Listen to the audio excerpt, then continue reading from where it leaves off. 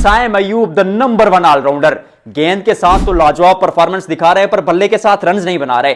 मुझे पर्सनली ऐसा लगता है कि साइम अयूब अगर एक मुकाबले में 10 विकेटें भी लेते हैं और बल्ले के साथ रन्स नहीं बनाते तो उनको क्रिटिसाइज करना चाहिए, क्योंकि उनका जो काम है अब वो बल्लेबाजी है, जो उनको रोल दिया गया और जिस वजह से वो पाकिस्तान टीम में आए सर वो बल्लेबाजी है। और जब आप बल्ले के साथ रन्स नहीं बनाएंगे, स्टैट्स आपके सामने रखूंगा कि पिछले 13 मुकाबले बड़े इवेंट्स में यानी T20 वर्ल्ड कप में और एशिया कप में, जब वो बड़े मंच की बात आती है, जब वो बड़े फोरम की बात आती है, जब प्रेशर मुकाबलों की बात आती है, 13 मैचेस में सिर्फ 123 रन बनाते हैं, 9 की एवरेज है, कोई 50 कोई सेंचुरी नहीं है, चार दफा सिफर पर आउट हुए हैं। और आपके पास डगआउट में कौन बैठा है? फखर जमान। फखर जमान एक ऐसा खिलाड़ी जो on his day can be the match winner. मुझे पता है कि उनकी रिसेंट परफॉर्मेंस अच्छी नहीं है, बट फखर जमान मुझे पर्सनली लगता है कि आपको किसी भी दिन जो है ना, किसी भी बड़ी टीम के खिलाफ उस सामने वाली टीम का फेंटा लगाकर मैच जितवा सकता है। फखर को आप नहीं खिला रहे और run away match winner bench पर बैठा हुआ है। I am not saying that कि साइम अयूब से वो अच्छे हैं या साइम अयूब उनसे अच्छे हैं, क्योंकि हर खिलाड़ी का खेलने का एक अपना फार्मूला, एक अपना कुलिया होता है। लेकिन साइम अयूब को ऑलराउंडर बनाकर क्या पाकिस्तान टीम ने गलती कर दी, इसकी थोड़ी सी चर्चा करेंगे। साइम अयूब के स्टैट्स मैंने आपको बता दिए। अब थोड़ी सी बात करते हैं, एक एंड तो आपका डन एंड डस्टेड है, पिछली वीडियो में बात कर चुका हूं कि Sajida Farhan is a absolute gun batter और आपको इस तरह का खिलाड़ी चाहिए था जो शुरू पर आए और अटैक करे, क्योंकि पिछले 5 साल में बहुत बातें हो रही थी कि स्ट्राइक रेट और पावर प्ले में पाकिस्तान जो है, स्ट्राइक रेट क्या कहते हैं, स्ट्राइक रेट पाकिस्तान का लो रहता है और पावर प्ले में तो खैर आप रन ही नहीं बना पा रहे थे बाबर और रिजवान।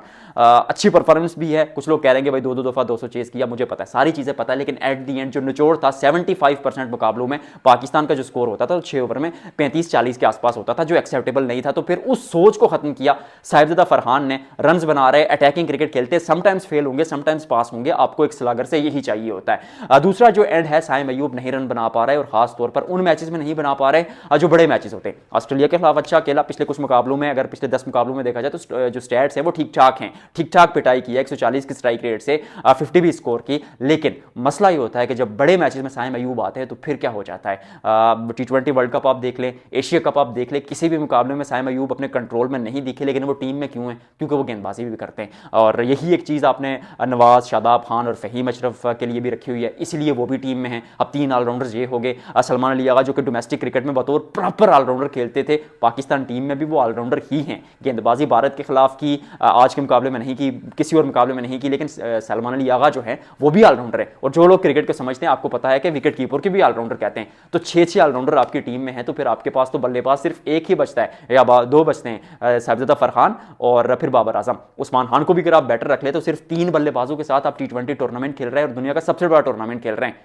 ऑलराउंडर शादाब खान पहले बल्लेबाजी करने आ जाते हैं बाबर आजम से। डस दैट मेक एनी सेंस कि आपके पास वो खिलाड़ी है जिसने T20 क्रिकेट में सबसे ज्यादा रन बनाए, सबसे ज्यादा चौके लगाए, सबसे ज्यादा 50 इस खिलाड़ी के नाम के आगे। क्रिस गेल के साथ T20 क्रिकेट में वो यूं खड़े हैं सेंचुरियां बनाकर, मतलब आज क्या कहते हैं, क्रिस गेल का जो रिकॉर्ड है वो बाबर आजम, मतलब अलग काठी, दोनों का खेलने का तरीका ही अलग है। फिर भी बाबर आजम को जो है आप इस तरह ट्रीट कर रहे हैं कि भाई उनको बल्लेबाजी के लिए नहीं भेजते, ऑलराउंडर्स को पहले भेजते। ख्वाजा नाफे वाली बात कहीं ना कहीं चलें मानी जा सकती है कि स्टार्ट अच्छा मिला था, आपने उस क्या कहते हैं अटैकिंग अप्रोच को कैरी करना था, जो रन बने थे। लेकिन शादाब खान बाबर आजम से पहले, डस दैट मेक एनी सेंस? और शादाब से पहले मेरे नज़दीक तो नवाज आने चाहिए। ठीक है, शादाब अच्छा परफॉर्म कर रहे हैं, बल्ले के साथ भी, गेंद के साथ भी, एक प्लस पॉइंट है, लेकिन ही इज द ऑलराउंडर। वो उनकी ड्यूटी नहीं है, आपको अपने रोल पर टीम खिलानी पड़ेगी। और रोल पर टीम खिलाने के लिए मुझे ऐसा लगता है कि कहीं ना कहीं अभी भी पाकिस्तान टीम में 2 तब्दीलियों की गुंजाइश है। नंबर 1 जो तब्दीली है वो ये है कि आप ड्रॉप करते हैं फहीम अशरफ को। फहीम अशरफ को अगर आप निकालते हैं तो फिर आप एक और तेज गेंदबाज लेकर आ जाते हैं नसीम शाह। आई नो फहीम ने परफॉर्म किया, कई लोग ट्रोल करेंगे, शायद गालियां भी दे, लेकिन सच्चाई ये है कि फहीम की टीम में जगह नहीं बनती है। एक एग्जांपल देता हूं कि 2 ओवर्स में आपको 30 रन डिफेंड करने हैं। सलमान मिर्जा आपके पास मौजूद है आखिरी के 2 ओवर्स में, और उनके साथ मौजूद हूं अगर फहीम अशरफ, तो सलमान मिर्जा तो 15 रन रोक देंगे। क्या फहीम 15 रन रोक पाएंगे आखिरी ओवर में? ये आप सच बताइएगा। आखिरी ओवर में 10 रन चाहिए होते हैं, क्या फहीम वो डिफेंड कर पाएंगे? और दूसरी जानिब अगर नसीम शाह हूं तो आपके पास एक उम्मीद होगी कि वो रन्स डिफेंड कर सकते हैं।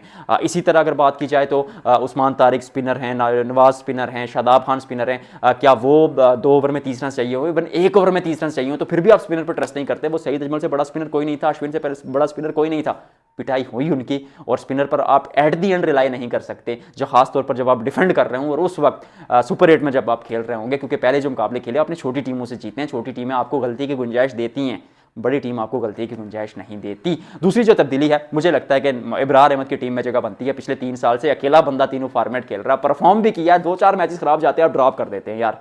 उस्मान तारिक अगर फ्रेम में ना आते तो आप फिर भी ड्रॉप कर दे इब्रार को, अगर करते तो फिर किसको खिलाते, सुफियान मुकीम को खिलाते, महरान मुमताज को लेके आते। ऐसे टीमें नहीं बनती, टीमें बैक करने से बनती हैं। आई स्टिल वांट के बाबर आजम को भी बैक किया जाए, लेकिन नंबर 4 से ऊपर, यानी अगर 3 पर बतौर ओपनर साइम को नीचे खिला के इस तरह कुछ जगह बनती है, या 4 पर कम से कम, तो ठीक है, नहीं तो बाबर आजम की जगह फखर जमान को टीम में लेकर आ जाइए।